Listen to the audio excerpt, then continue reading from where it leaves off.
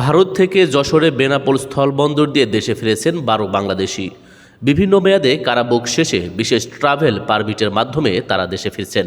গতকাল শুক্রবার বিকেলে সোয়া ৫টার দিকে ভারতের Petrapole immigration police Benapole checkpost immigration পুলিশের কাছে তাদের হস্তান্তর করে। ফেরত আসাদের মধ্যে ৩ জন বিভিন্ন মামলার আসামি আছেন। এর মধ্যে একজন ২০২২ সালে ঢাকার চিফ জুডিশিয়াল ম্যাজিস্ট্রেট আদালতের সামনে হামলা চালিয়ে মৃত্যুদণ্ডপ্রাপ্ত জঙ্গিকে ছিনিয়ে নেওয়ার মামলার আসামি।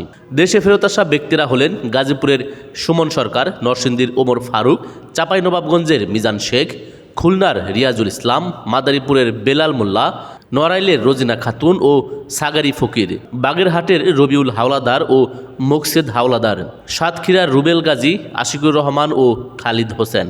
বেনাপোল বন্দর থানা পুলিশ জানায়, এসব নারী পুরুষ ভালো রোজগারের আশায় দালালের মাধ্যমে সীমান্ত পথে ভারতে যান। আর ৩ জন দেশে অপরাধ কর্মকাণ্ডে জড়িত হয়ে অবৈধ পথে ভারতে যান। পরে সেখানে কাজ করার সময় সে দেশের পুলিশ তাকে আটক করে কারাগারে পাঠায়। সেখান থেকে একটি প্রতিষ্ঠান তাদের ছাড়িয়ে এনে নিজস্ব আশ্রয়ে রাখে। গতকাল বিকেল সোয়া ৫টার দিকে ভারত সরকারের দেওয়া বিশেষ ট্রাভেল পারমিটের মাধ্যমে তাদের দেশে ফিরিয়ে আনা হয়।